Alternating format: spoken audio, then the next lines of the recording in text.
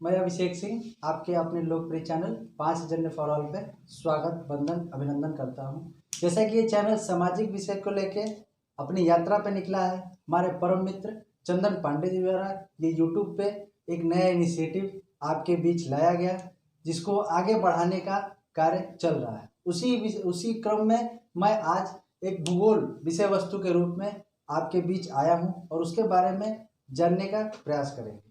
भूगोल को पढ़ने से पहले हमें भूगोल क्यों पढ़ना चाहिए, इस सवाल का जवाब ले लेते हैं। तो भूगोल हमें क्यों पढ़ना चाहिए, तो इसको 3 रूपों में हम देखते हैं। जैसे कि बहुत से भूगोलवेत्ता अपने अपने विचार, अपने अपने मत अलग अलग रूपों से देते आए हैं, लेकिन अगर देखा जाए तो निचोड़ निकलता है किताबों में बहुत ही उलझा हुआ और बहुत ही उसको समझ पाना, अगर उसको आप डीप नॉलेज करें तभी उसको समझ पाना एक कारगर साबित होगा। और ऐसे मैं जहाँ तक मेरा विचार है और जहाँ तक मैंने अध्ययन किया है, उससे मैंने इसको ही एक कारगर माना कि ये 3 चीज़ें भूगोल क्यों पढ़ना चाहिए।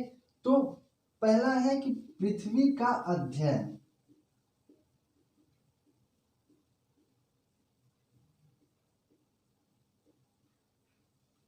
पृथ्वी जीवन है, क्योंकि पृथ्वी पे ही अभी तक जीवन देखा गया, जीवन है और जीवन को बचाए रखना है, जीवन को आगे बढ़ाना है। तो हमें पृथ्वी का अध्ययन करना पड़ेगा। अध्ययन में क्या करना पड़ेगा, जैसे पृथ्वी पे उसकी भौगोलिक स्थिति, स्थलाकृतियाँ, नदी, पठार, ग्लेशियर्स और भी विभिन्न कारक हैं जिनको हम आगे भी इसको बृहद रूप में आपको समझाएंगे। उनकी शाखाओं के बारे में जब अलग अलग विषय वस्तु के रूप में अलग अलग इसको आपके बीच लेके आएंगे तो इसको बृहद रूप में समझाएंगे। दूसरा, क्षेत्र विशेष का विकास। जिस क्षेत्र में आप रहते हैं, जैसे प्रतियोगी परीक्षार्थी भी इस चैनल से जुड़े होंगे और अकादमिक भी जुड़े होंगे।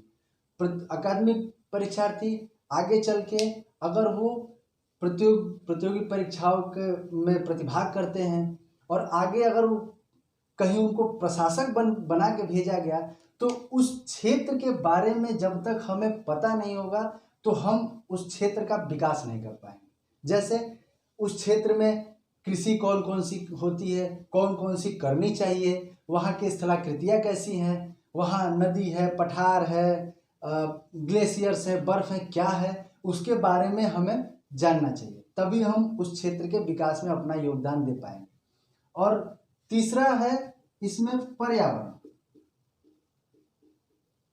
जो कि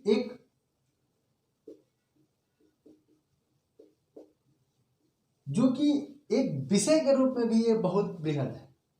पर्यावरण का अध्ययन आज के परिवेश में हमें करना अति आवश्यक है, क्योंकि पर्यावरण से हमें गैसों के बारे में, जो कि पर्यावरण में गैसेज, कुछ हानिकारक गैसेज, कुछ लाभप्रद गैसेज, उसके बारे में जानने को मिलता है। वनस्पतियों के बारे में जानने को मिलता है, जीव जंतु के बारे में जानने को मिलता है, कौन से जीव जंतु कहाँ किस तापमान में, किस परिवेश में अपना जीवन यापन कर रहे हैं, उसके बारे में जानने को मिलता है। और पर्यावरण से हमें आज का जो एक बहुत ही ज्वलंत मुद्दा है, जो कि ग्लोबल वार्मिंग, जैसा कि आप ये विषय वस्तु के रूप में और ग्लोबल वार्मिंग पे मैं एक अलग से एक वीडियो आपके बीच लेके आऊँगा, जो कि एक बृहद है। उसको समझाने के लिए थोड़ा एक वीडियो एक समय लगेगा, यानी कि एक घंटे भर की क्लास भी उसके में कम है, क्योंकि वो बहुत ही बृहद है।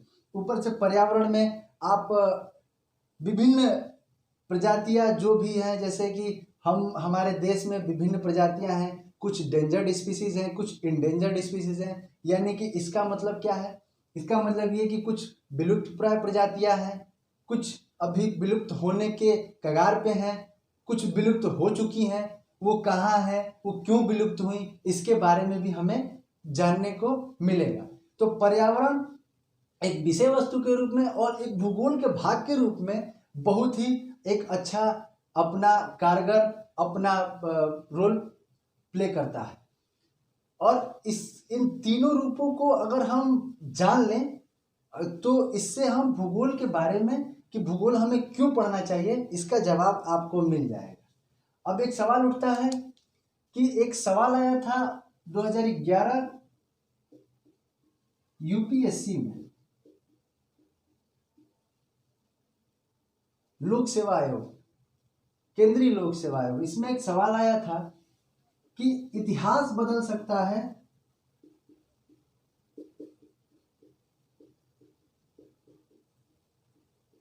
भूगोल नहीं।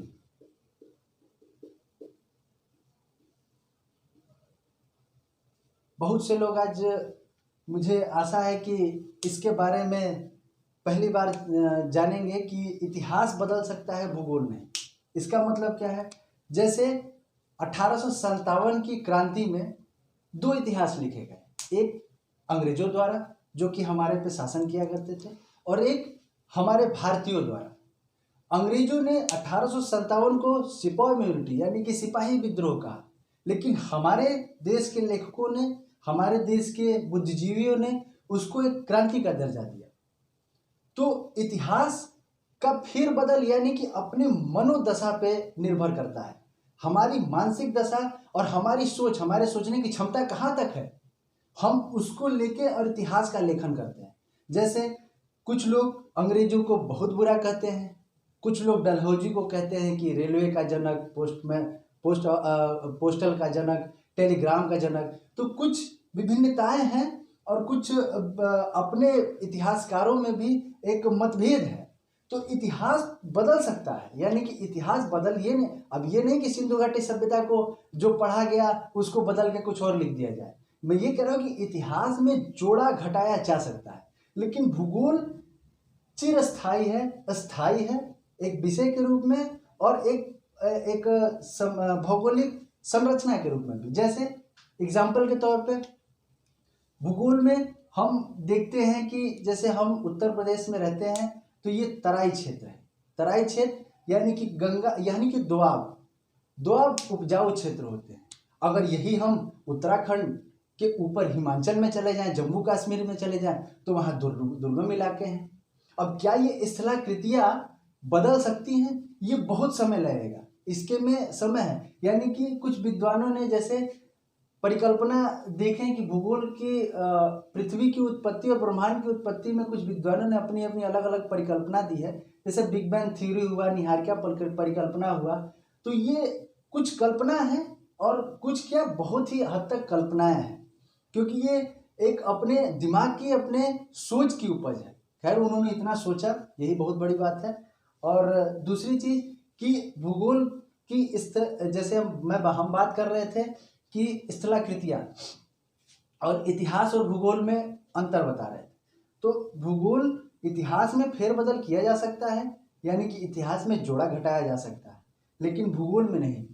और भूगोल से ही सभी विषयों की, एक तरह से देखा जाए तो सभी विषयों की उत्पत्ति तो मैं नहीं कह सकता, लेकिन सभी विषयों का अगर संश्लेषण, सेंटर पॉइंट जिसको कहते हैं, उस विषय वस्तु को हम भूगोल के रूप में देखते हैं।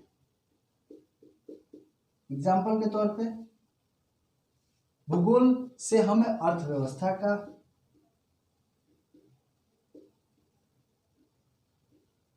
के बारे में पता चलता है। अर्थव्यवस्था के बारे में जैसे कृषि है, मानव के अपने उद्योग हैं, मानव का विकास यानी कि रॉ मटेरियल से उसको एक रूप देके और उसका व्यवसाय करना। अर्थव्यवस्था जैसे हमारी भारत की अर्थव्यवस्था कृषि प्रधान मानी जाती है। तो कृषि प्रधान यानी कि कृषि कहाँ कैसी होनी चाहिए, कहाँ धान की किस खेती होनी चाहिए, कहाँ कपास की होनी चाहिए, कहाँ चाय की होनी चाहिए, कहाँ गेहूं की खेती होनी चाहिए। इसके लिए भूगोल का बहुत ही महत्वपूर्ण योगदान है, क्योंकि अगर भौगोलिक स्थिति वहाँ की सही नहीं रहेगी, अनुकूल नहीं रहेगी, जलवायु वहाँ के अनुकूल नहीं रहेंगे, वहाँ के रिसोर्सेज अनुकूल नहीं रहेंगे, तो हम वहाँ कोई भी कृषि या फिर कोई भी अर्थव्यवस्था के रूप में भौगोलिक स्थिति के रूप में अर्थव्यवस्था का विकास हम नहीं कर पाएंगे। दूसरा इतिहास, जैसा कि अभी पहले हमने बताया आपसे कि इतिहास और भूगोल का एक नाता रहा है, काफ़ी गहरा नाता है। और मैं ये तो नहीं कहूँगा कि इतिहास से ही भूगोल की उत्पत्ति हुई, लेकिन इतिहास की उत्पत्ति में भूगोल का बहुत बड़ा योगदान है।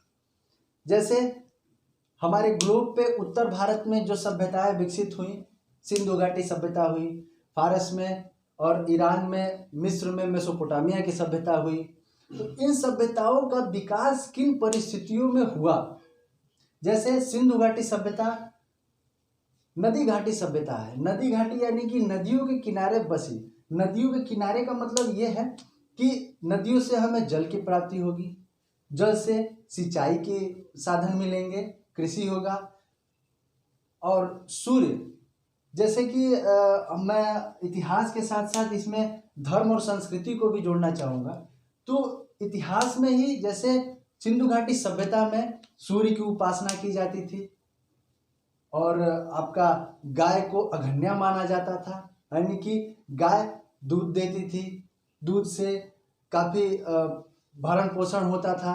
तो उसको एक धर्म से जोड़ के और उसकी पूजा करके उसको बचाने के लिए हमारे पूर्वजों ने उसको इतिहास में लेखन के रूप में या फिर इतिहास में लाने का प्रयास किया। और देख लें जैसे मेसोपोटामिया की सभ्यता हुई। दूसरा, धर्म के बारे में मैं बात कर रहा था, तो धर्म में जैसे हिंदू धर्म की उत्पत्ति सूर्य की उपासना की जाती है, मुस्लिम धर्म में चंद्रमा की उपासना की जाती है। उनकी उत्पत्ति, उनके धर्म की उत्पत्ति जिस भौगोलिक स्थिति में हुई, उसकी वजह से उनका धर्म इन मान्यताओं को मानने लगा। और मान्यताओं से मैं एक बात बता दूं कि विभिन्न देशों की विभिन्न मान्यताएं हैं। उन मान्यताओं के पीछे भी भौगोलिक कारण है। जैसे हम पहाड़ का ले लें या फिर पहाड़ी क्षेत्र या फिर ग्लेशियर, इन सब का ले लें, तो यहाँ जो इनकी पूजा पद्धति होगी, वो पूजा पद्धति से हमारी पूजा पद्धति यानी कि हम तराई क्षेत्र वालों की पूजा पद्धति में डिफरेंसेस देखे जाएंगे, यानी कि विभिन्नताएं देखी जाएंगी। तो इस वजह से इतिहास का भूगोल से बहुत ही गहरा नाता है। दूसरा, राजनीति विज्ञान, किसी भी भूभाग के बीच में ही राजनीतिक घटनाएं होती हैं। जैसे भारत एक भूभाग है, यानी कि भारत एक क्षेत्र विशेष है, तो उसमें जो भी राजनीतिक घटनाएं हुई, जैसे राजनीतिक घटनाओं से आप छत्तीसगढ़ में ले लीजिए, तो वहाँ की भौगोलिक स्थिति वैसी नहीं है जैसी हमारे यहाँ की है। तो वहाँ के राजनीतिक विचारधारा, वहाँ के राजनीतिक रहन सहन और वहाँ के प्रतिनिधि जो अपना विचार और अपना मत जो संसद में रखेंगे, उससे वहाँ क्षेत्र का विकास होता है। वहाँ क्षेत्र में जो भी कहीं दुर्लभ प्रजातियां हैं, जैसे आप पूर्वोत्तर भारत को ले लें। पूर्वोत्तर भारत में 7 सिस्टर प्लस 1 सिक्किम 8 राज्य हैं। तो वहाँ की स्थिति, जो वहाँ के भूगोल है, वहाँ की भौगोलिक स्थिति, वो हमसे कहीं ज़्यादा भिन्न है। तो इसलिए हम एक तरह से देखेंगे तो सेंटर पॉइंट पे हम भूगोल को रख के अगर सभी विषयों का अध्ययन क्रमवार करते हैं, तो हमें भूगोल से सभी विषयों का ज्ञान हमें प्राप्त हो सकता है। मैं ये पूर्ण रूप में नहीं कहूँगा, क्योंकि मैं भी एक अदना सा व्यक्ति हूँ और अभी मैं भी सीख रहा हूँ। तो मैं जितना निचोड़ निकाल सकता हूँ, उसमें यही निचोड़ निकला है कि भूगोल से ही सारे विषय कुछ न कुछ अपने रूप में जुड़े हुए हैं। और इसके आगे अब एक सवाल उठता है कि भूगोलवेत्ताओं ने 3 रूपों में पढ़ने के लिए एक अपने अपने मत दिए हैं। जैसे भूगोल क्यों पढ़ें, भूगोल क्यों, क्या और कहाँ।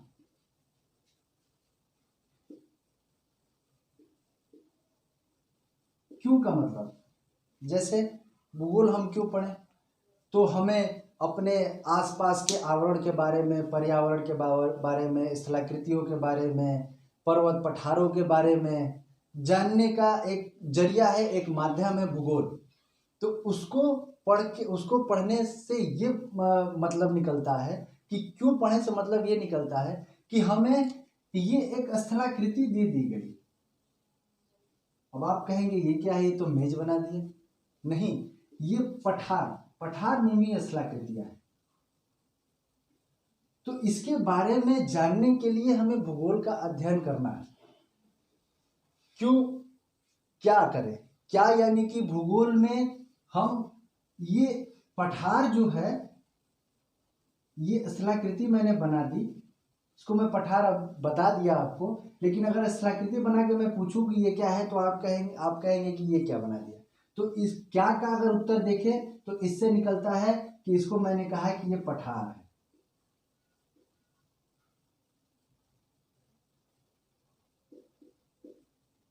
दूसरा, और आगे देखिए कहाँ यानी कि अगर देखें तो हिमालय, या फिर आपका सतपुड़ा पर्वतमाला, या फिर आपके दक्षिण भारत में आपका अन्नामलाई पर्वतमाला हुई। ये सब अपनी अपनी स्थलाकृतियों में यानी कि अपने अपने भौगोलिक स्थिति के कारण वो वहाँ बनी, और उसके पीछे बहुत से कारण हैं जिसको हम आगे चर्चा करेंगे, क्रमवार तरीके से जब अध्ययन करेंगे तो उसमें चर्चा करेंगे। और जैसा कि आप देख रहे हैं कि मैं भूगोल की शाखाओं के बारे में इसमें आपको थोड़ा बहुत एक ब्रीफ नॉलेज दे रहा हूं, जिससे हम आगे इसको और कंटिन्यू कर सकें। सबसे पहले तो भूगोल,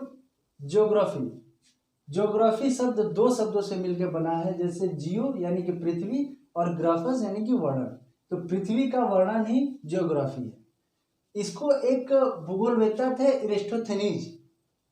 इरेस्टोथेनीज ने, जो कि इसकी परिकल्पना की कि ज्योग्राफी शब्द की परिकल्पना एरिस्टोथेनीज ने की, जो कि एक ग्रीक भूगोलवेत्ता थे। और भूगोल की उत्पत्ति भी ग्रीक भाषा में, ज्योग्राफी की शब्द की उत्पत्ति भी ग्रीक भाषा में है।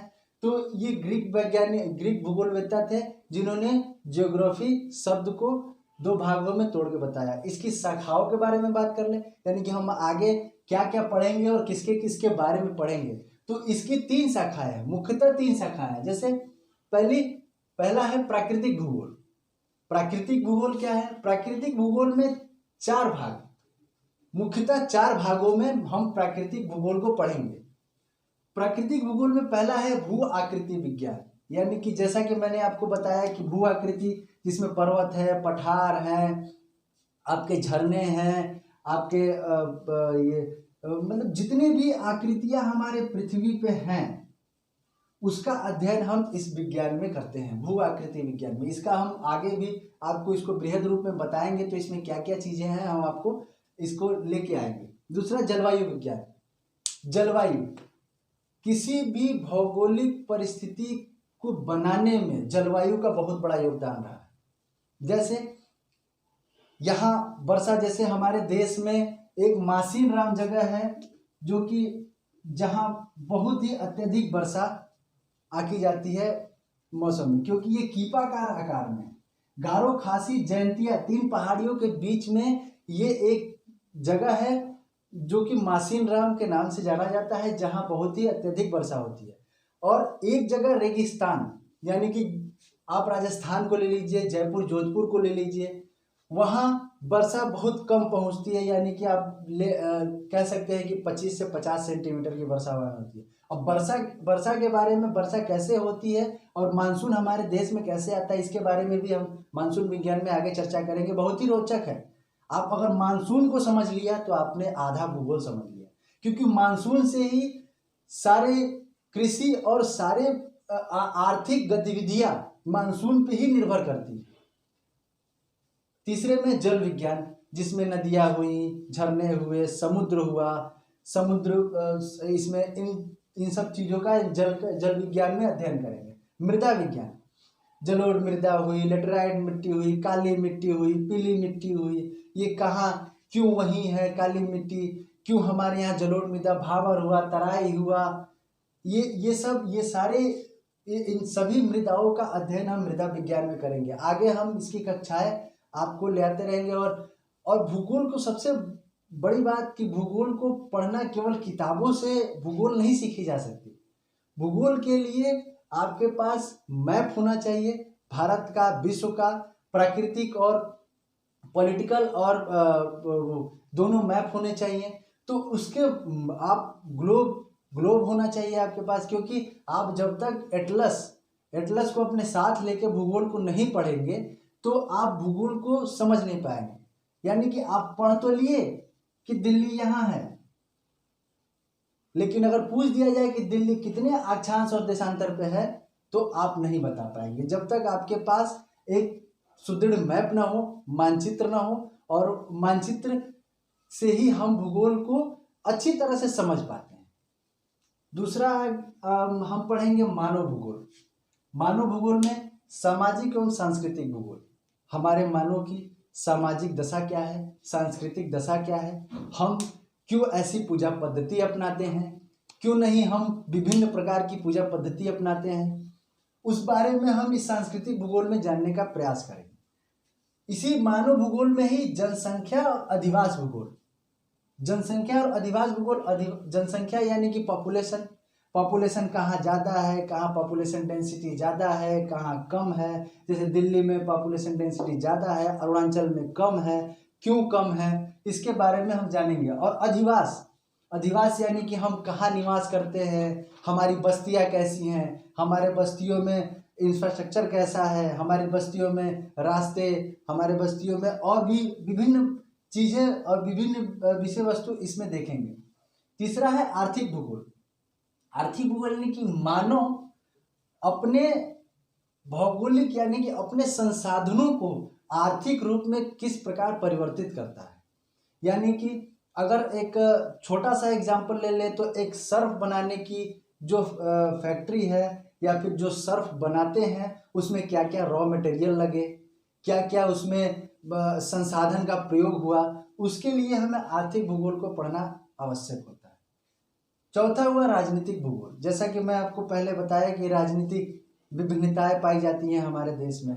जैसे छत्तीसगढ़ और पूर्वोत्तर भारत की मैं बात किया, दक्षिण भारत की बात करिए, अलग अलग भौगोलिक दशाओं में अलग अलग उनकी अलग अलग समस्याएं हैं। उनकी समस्या जब हमारे उच्च संसद में पहुंचती है तो उनकी समस्याओं का निवारण एक राजनीतिक सरकारें या फिर जो भी हमारे प्रतिनिधि हैं, विधायिका है, वो उसका निवारण करने का प्रयास करती है।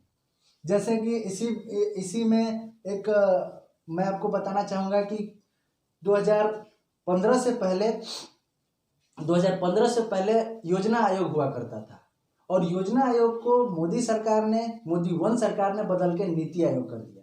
योजना आयोग आदेशात्मक थी, यानी कि वो थोपी जाती थी। जैसे पूर्वोत्तर की समस्याएं कुछ और हैं, उत्तर प्रदेश की, बिहार की समस्याएं कुछ और हैं।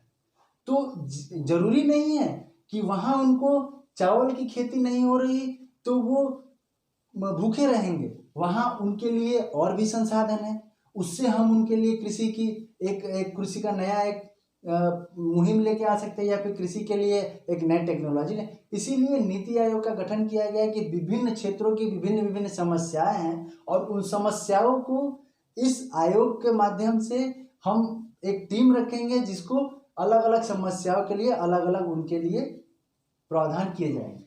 उसका राजनीतिक भूगोल में हम अध्ययन करेंगे। तीसरा है, इसी में तीसरी शाखा है जीव भूगोल। जीव भूगोल यानी कि सबसे पहले आता है जीवों के बारे में जाने।